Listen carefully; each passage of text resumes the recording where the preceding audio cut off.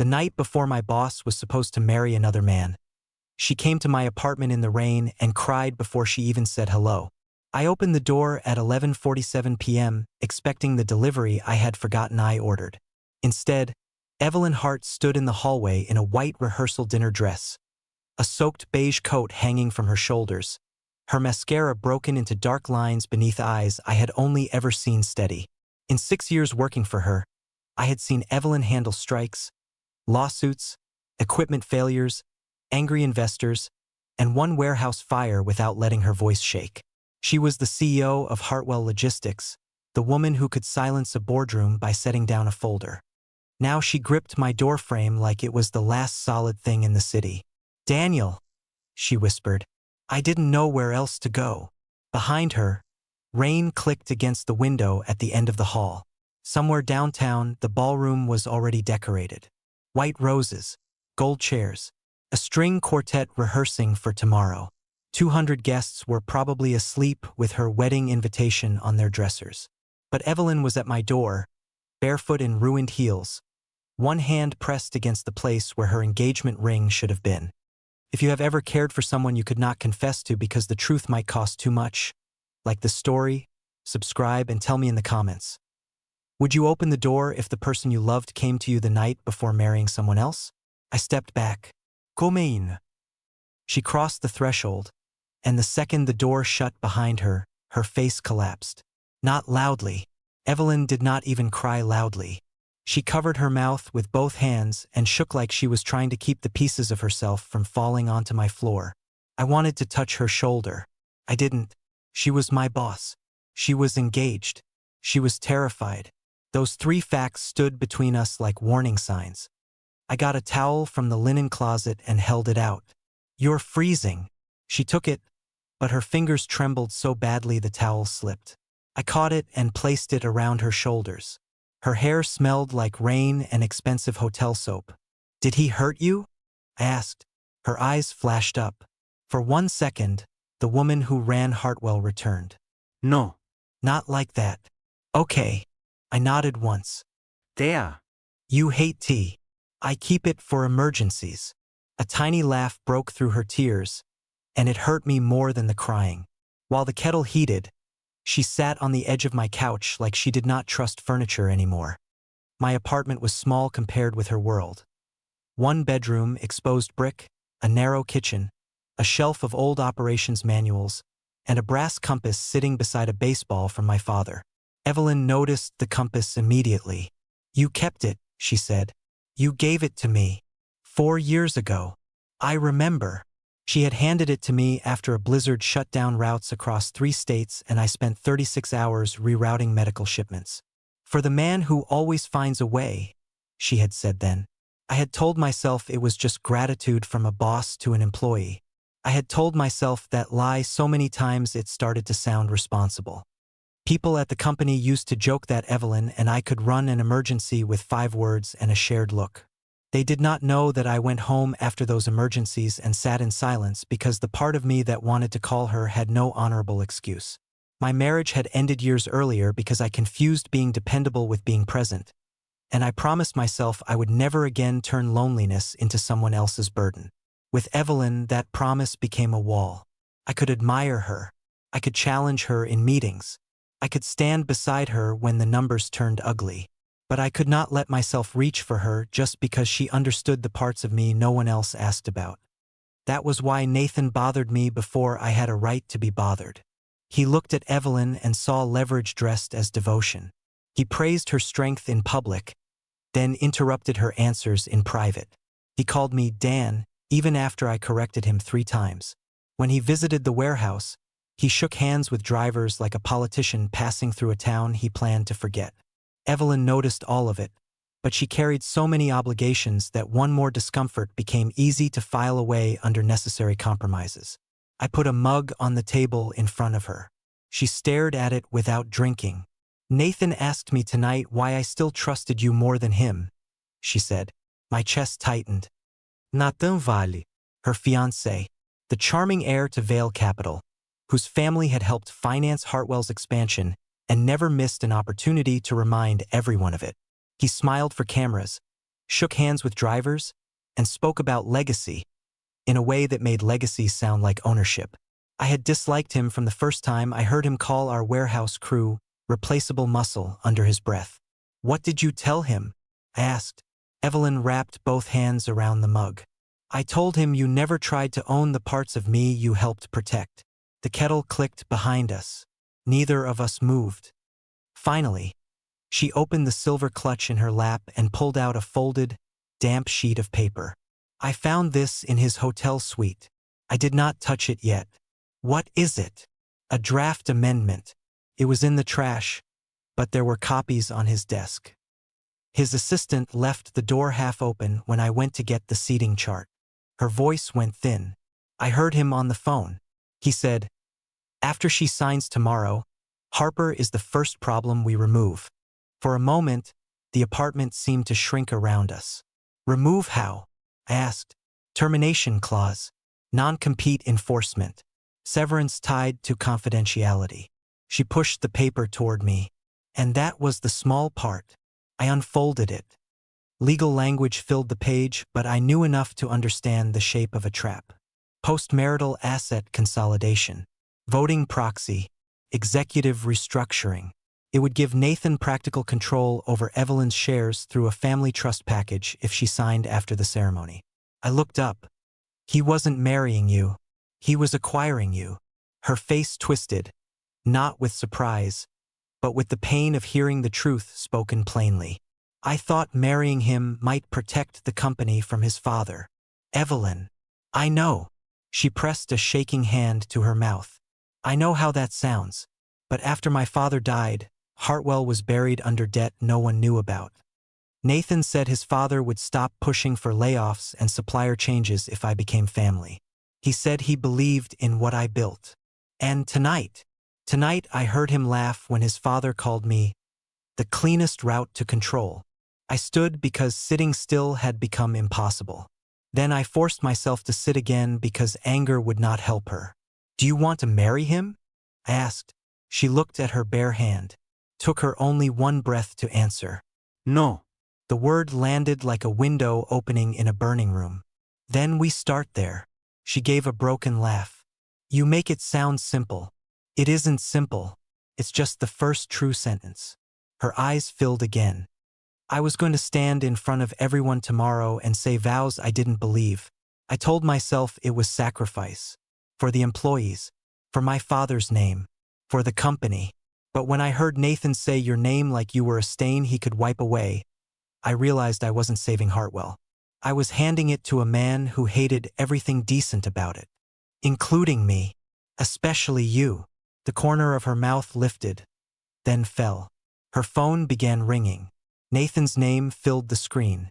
Once, twice. "You don't have to answer," I said, then regretted it. It was not my place. Evelyn noticed. She always noticed. "There you go again." "What?" "Stopping yourself from telling me what to do. That should be the minimum. It has become rare." On the fourth ring, she answered and put it on speaker. "Evelyn." Nathan's voice came through smooth and sharp. "Where are you?" "I needed air. You disappeared from our rehearsal dinner. Your mother is frantic. The planners are waiting for approval on tomorrow's schedule. The wedding schedule is no longer my priority." A pause. "Are you with Harper?" Her eyes stayed on mine. "I'm somewhere safe." "That is not what I asked. And I'm not obligated to answer." Nathan's laugh had no warmth. "You saw something you didn't understand, didn't you?" "I understood enough." "No, you panicked. Those documents are routine estate planning. My father's lawyers draft aggressive language. It doesn't mean anything. You planned to fire Daniel. He has been a problem for years." I turned toward the window. The rain blurred the streetlights into long gold lines. Nathan continued, "You rely on him too much.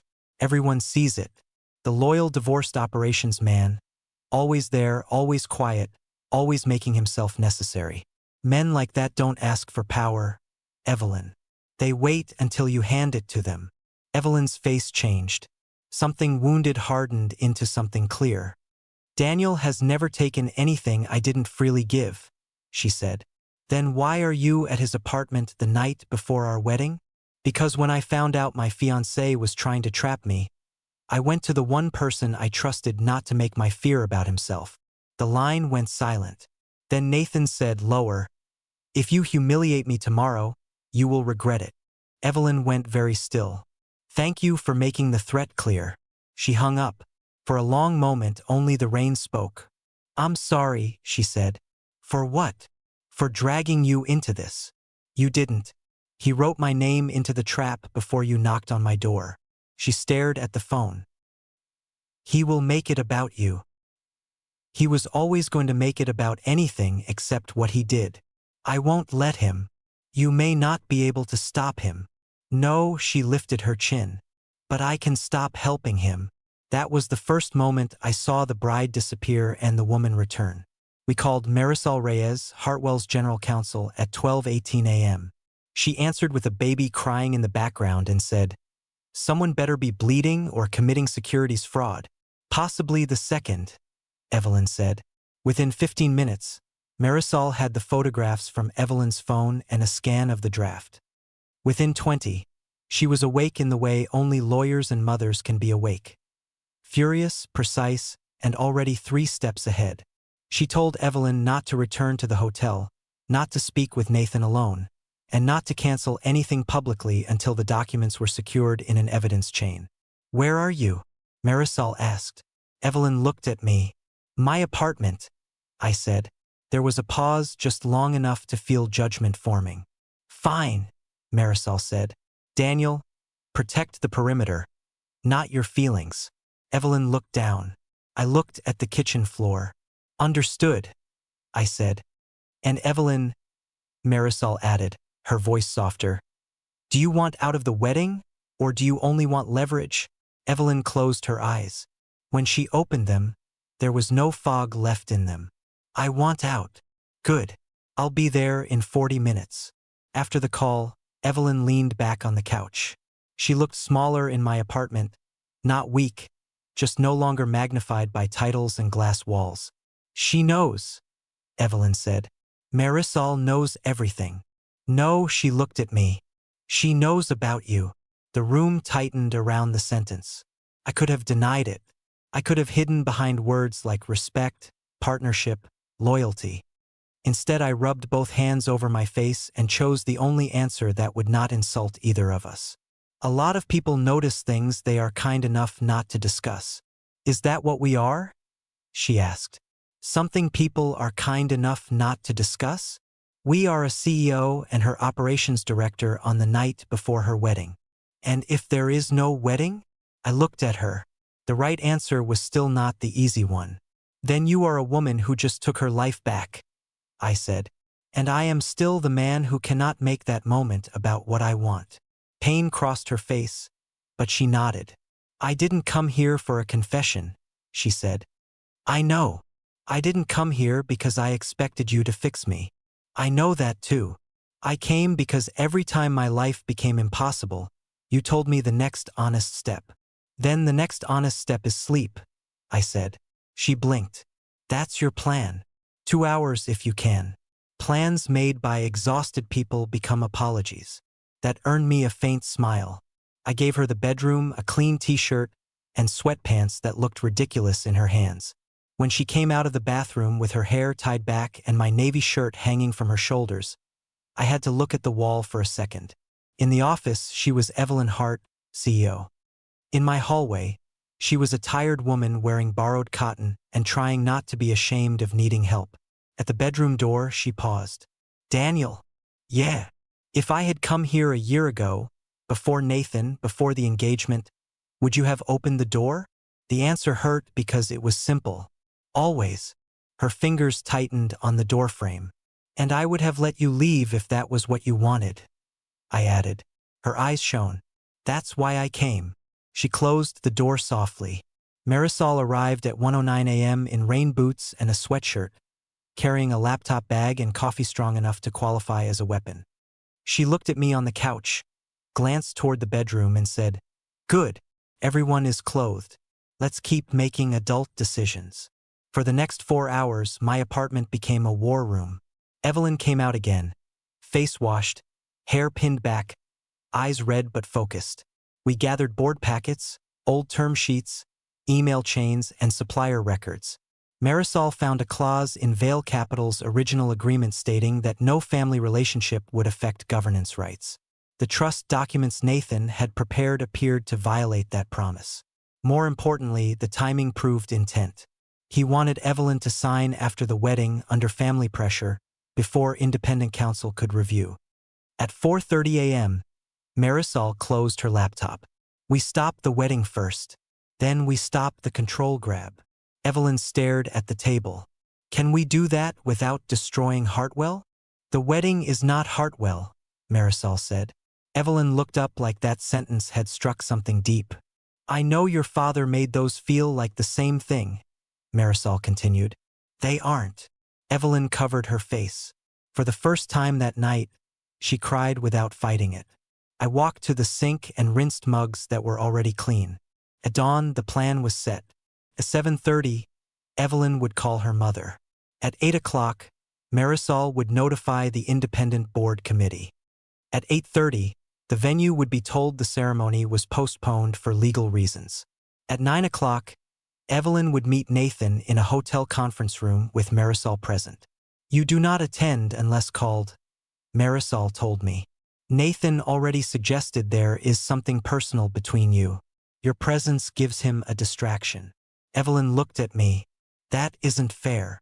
No, I said, but it's smart. Marisol nodded as if I had finally passed a test.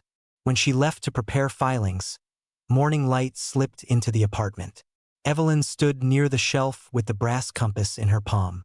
My father once said Hartwell needed someone who knew north when everyone else was chasing weather, she said. He said that about you? No. About you. She turned the compass over. After the blizzard, he watched the camera feeds from the command center. He said you didn't panic because you never made yourself the center of the emergency. I swallowed. Her father had been a hard man. I never knew he had noticed me except when I missed a number. Evelyn placed the compass back on the shelf. After he died, everyone pointed somewhere and called it duty. Nathan, the board, my mother, even me. You were the only one who kept asking what was true. Truth doesn't always save people. No, she said, but lies always collect interest. At 7:32, she called her mother from my kitchen table. I heard only Evelyn's side, but it was enough. Mom, the wedding is not happening today. Silence. No, I'm not sick. Longer silence. Because Nathan withheld documents that would affect my control of Hartwell. Her mother spoke for almost a full minute. Evelyn closed her eyes. Please don't say Dad would have wanted this. I looked away. Dad wanted me to protect the company, Evelyn said. He did not ask me to trade myself for it. Another pause. No. I'm not with Nathan. Then, after one breath, I'm with Daniel and Marisol. Her jaw tightened. Nothing happened, she said. And I hate that you asked that before asking whether I was safe. I gripped the counter. When she ended the call, she set the phone down very carefully. She thinks I ruined my life for you, Evelyn said. I'm sorry. Don't be. I told her I might finally be saving it for myself. That sentence stayed in the kitchen after she said it. Evelyn, I said, after today, things at work need to change. She looked at me. Because of the scandal? Because of us. The word us felt dangerous and honest. I can't stay in your direct reporting line while this is unresolved, I continued. I won't let anyone say I helped you for a promotion or that you leaned on me because you felt indebted. I'll take temporary leave. Marisol can structure it. That punishes you. It protects both of us. And if I don't want you gone? The question came out quietly, almost without power. I'm not gone, I said. I'm making sure whatever happens next is yours to choose. Her eyes softened. You are impossible. I've been told I'm operationally difficult. She almost smiled. Then her phone buzzed. A message from Nathan appeared. If you do this, I will tell everyone where you spent the night. Evelyn read it twice. Her face went pale, then calm. She handed me the phone. He's going to turn you into the story. Then don't help him write it. At 8:40, Marisol returned and drove Evelyn to the hotel. I watched from my apartment window as Evelyn stepped into the car wearing her dry rehearsal dress and my black overcoat because hers still smelled of rain. It was too big on her shoulders. For 1 second she looked swallowed by it. Then she straightened, and I remembered who she was. My apartment felt empty after she left. I cleaned because I needed something with an ending. Fold towel. Wash mugs. Clear table. Breathe. On the coffee table I found the compass. Beside it, on a sticky note from my desk, Evelyn had written, "For the man who still knows north." I sat down slowly, holding the note like it might vanish if I moved too quickly. At 9:13, Marisol called. "Put on a clean shirt," she said. "What happened? Nathan brought you into the room without you being present. Now your absence is being used as evidence." "What did he say?" "That Evelyn spent the night with you because you have been manipulating her for years. He claims you pushed her to break the engagement so you could control Hartwell through her." I closed my eyes. "I need facts," Marisol said, "not emotion. Can you do that?" "Yes." "Good. And Daniel?" "Yeah. Do not look like a man in love. That may be a problem. Then look like a man afraid of legal fees." I arrived at the hotel 20 minutes later. The lobby still looked ready for a wedding. White roses framed a ballroom entrance. Staff moved quietly, avoiding eye contact. A sign on an easel read, "Evelyn and Nathan." Seeing their names together made something in my chest turn cold. Marisol met me outside a conference room. Short answers. "No speeches." "I'm not the speech guy." "You are exactly the speech guy when you're trying not to be." She opened the door. Inside, Evelyn sat at one end of a long table, hands folded, my overcoat over the back of her chair. Nathan stood near the windows in a black suit, too perfect for the damage he had done. His father, Charles Vale, sat beside him with a face like carved granite. Evelyn's mother, Margaret, was near the door, pearls at her throat, eyes red but dry. 2 board members sat across from them, both looking as if they had aged overnight. Nathan smiled when he saw me. There he is, the loyal employee. I said nothing. Evelyn looked at me once. Relief flickered across her face, then vanished behind control. Marisol gestured to a chair. "Mr. Harper is here to answer factual questions about company operations and last night's timeline." Nathan laughed softly. "Timeline? Is that what we're calling it?" Evelyn turned to him. "Careful. No, let's be honest. He has been waiting for this for years." Nathan pointed at me without taking his eyes off her. "How long have you been in love with my fiancé, Daniel?" The room went silent. Marisol said, "Do not answer." But Nathan did not need my answer. He needed the question to poison the air. Evelyn rose. "Sit down, Nathan." He looked pleased. "Because I'm telling the truth? Because you are trying to turn my decision into gossip so no one studies your documents." Charles Vale cleared his throat. "Those documents are preliminary drafts. This whole reaction is emotional." Marisol slid copies across the table. "Preliminary drafts that identify executive terminations and transfer voting power through a marital trust." Emotional is not the word I would use. The 2 board members avoided my eyes. One of them, Richard Bell, had once told me Hartwell's human-centered culture was nice branding but expensive practice. The other, Joan Kim, had started as a dispatcher 20 years ago and still knew half our driver's children by name. She was the first to reach for Marisol's copies. I watched her read Nathan's draft, watched her mouth tighten at the termination list, watched her stop at my name and look across the table at Evelyn. In Joanne's expression, I saw the company Evelyn had been trying to save. Not the logo, not the debt, not the speeches about legacy, but the people who knew when a decision smelled wrong. Charles did not touch the papers. "Companies restructure. After weddings?" Marisol asked. Nathan's voice sharpened. "Evelyn, you are embarrassing yourself. You ran from your rehearsal dinner to another man's apartment, and now you're pretending this is about governance."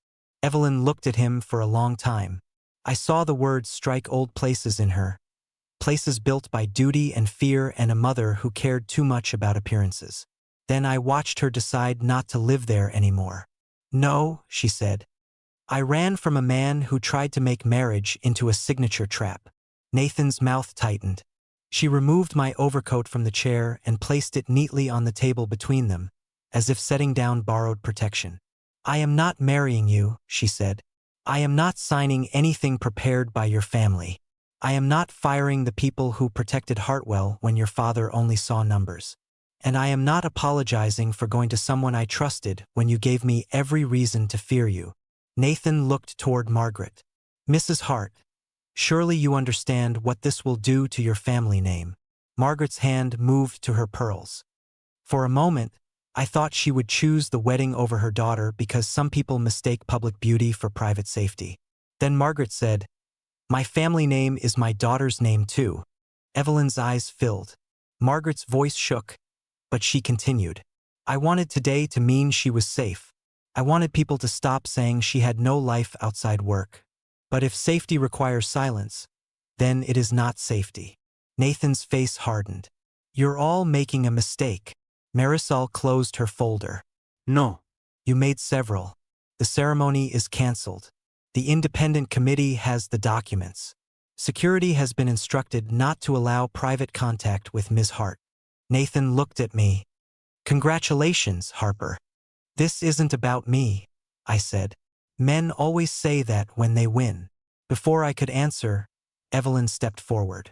Love is not winning, she said. You only think it is because you confuse love with possession. Daniel came here prepared to lose his job to protect my choice. You came prepared to destroy my reputation to protect your pride. That is the difference. No one moved. That was the moment the room changed. Not with shouting, with recognition. The wedding ended in a series of humiliating phone calls, and signed papers, and flowers that suddenly had nowhere to go. Guests were notified. Vendors were paid. The framed sign disappeared from the lobby. By noon, the ballroom was empty except for white roses and staff whispering over carts. There were ugly minutes too. A cousin cried in the lobby because she had flown in from Denver. An aunt asked whether gifts should be returned before anyone had explained the ceremony. The florist, a kind woman with silver hair and soil under one fingernail, asked Evelyn what to do with the centerpieces. Evelyn looked at the flowers for a long second and said, Send them to the children's hospital. All of them. It was the first decision she made that day that had nothing to do with Nathan, the board, or the family name. It sounded small. It wasn't. It was Evelyn choosing what beauty would become after it failed to perform. I stayed useful because usefulness was the only thing keeping my heart from getting ahead of my ethics. I arranged transportation, spoke with the venue manager, helped Marisol collect copies, and kept myself out of photographs. I did not touch Evelyn. I did not pull her aside. I did not give Nathan the story he wanted. At 1:20, I found her in the courtyard behind the hotel. The rain had stopped. Petals had blown across the wet stone. Evelyn sat on a bench in the rehearsal dress, shoes beside her, bare feet tucked beneath the hem. She looked less like a ruined bride than a woman finally out of costume. You're hard to find for someone surrounded by canceled wedding vendors, I said. She looked up. I thought you were avoiding me. I was obeying legal advice. Marisol left. Then I was obeying the ghost of legal advice. A tired smile touched her mouth. I sat at the far end of the bench, leaving space between us. That space had protected us for years. Today it protected the possibility of us. I'm taking leave, I said. At least 60 days. Maybe more. She nodded slowly. Marisol told me you would. It has to be clean. I know. She looked down at her bare left hand. This morning I ended a wedding that would have trapped me. I don't want to walk straight into something with you because I'm afraid of emptiness. I don't want that either. But I won't lie and say last night didn't reveal something. My throat tightened. It revealed everything. She closed her eyes. I reached into my pocket and took out the compass. You left this. I meant to. I figured. It was a reminder of north, of choice. The tiny needle trembled in my palm, then settled. I looked at her and let the truth stand without armor. I have loved you for a long time. There it was. No music, no rain, no dramatic interruption. Just a sentence in a courtyard full of canceled flowers. Evelyn did not look surprised. She looked relieved and sad and careful. I know, she whispered. I nodded, accepting the pain of that. And I have loved you in every way I allowed myself to, she said. Which was not enough, not honest enough, not fair enough to either of us. I stared at the compass because looking at her made restraint harder. I don't want an answer today, I said. Her brow tightened. What? Today is the day you got your life back. I won't make my confession another decision standing at the door demanding something from you. A tear slipped down her cheek. This one did not look broken. It looked clean. What do you want, Daniel? Time. Clean time. You rebuild Hartwell without Vale's shadow. I step out of the reporting line. We let people say what they want and give them nothing false to point at. And when the dust settles, if you still want dinner with me as Evelyn and Daniel, not CEO and operations director, not runaway bride and safe apartment, I'll ask properly. She laughed through the tear. You made romance sound like a compliance policy. I'm nervous. You? Constantly. I hide it under logistics. She looked at me for a long moment, then held out her hand. I froze. Not forever, she said. Not an answer to everything. Just my hand. So I took it. Her fingers were cold. My thumb rested lightly over her knuckles. No possession. No rescue. Just contact. Just proof that two people could choose the smallest honest thing and let it be enough for one day. Then she squeezed once and let go. The letting go mattered. It meant we were not clinging because the world had frightened us. We were choosing restraint because whatever this was deserved better than panic. 63 days passed before I returned to Hartwell. In that time, Vale Capital's conduct went under formal review. Charles Vale resigned from the board before the board could remove him. Nathan gave one interview implying Evelyn had been influenced by an employee, then stopped talking after Marisol sent a letter that could have frightened a statue. The gossip sites tried to make the canceled wedding a secret romance scandal, but there were no photos, no messy sightings, no public declarations. Just documents, lawyers, and one woman who refused to be shamed back into silence. Evelyn rebuilt faster than the rumors could travel. She secured clean financing, reopened union talks, and promoted 2 warehouse supervisors into regional leadership. She moved her mother into a smaller house near the river, not as punishment, but because both of them needed a home that did not still belong to her father's ghost. We spoke, but carefully. No late-night emotional calls. No blurred lines. Sometimes she updated me on the board review. Sometimes I told her about my failed attempts to keep a basil plant alive. Once, she said my apartment was where herbs go to lose hope, and I laughed so hard I nearly called her back after hanging up. I missed her in ways I had no right to dramatize. So I did ordinary things. I ran in the mornings. I visited my sister. I read books I did not finish. Some nights I stood near my own door and remembered how she had looked in the rain. On the 63rd day, the board approved a restructuring. I returned not as Evelyn's direct report, but as chief logistics officer under the executive committee, with a conflict policy written so tightly Marisol could have used it to reinforce a bridge. Any personal relationship, if one developed, would be disclosed after it became one. It was the least romantic paperwork ever written. I loved it. My first day back, someone had placed a tiny compass sticker on my office door. I suspected Marisol and feared asking. By noon, Evelyn appeared in the doorway. No white dress. No borrowed coat. She wore a charcoal suit, her hair pinned back, eyes clear. She looked like the CEO everyone knew and the woman I could not stop knowing. Mr. Harper, she said. Ms. Hart, do you have a minute? For the CEO? For Evelyn. I stood. Then yes. We walked to the roof, where the company kept a small employee garden nobody watered correctly. The city stretched around us in sunlight. On a metal table sat 2 paper cups. Tea, she said. You know I hate tea. I know you pretend to. I took one cup. Dangerous accusation. She smiled, then grew serious. The review closed this morning. Vale is out completely. The financing is clean. My mother is coming to dinner Sunday and now only mentions scandal twice per conversation, which is progress. That is progress. And I am not running from a wedding. I am not hiding from Nathan. I am not making decisions at midnight. And I am not your direct boss in any way that should summon Marisol from behind a vent. I glanced around. I wouldn't rule it out.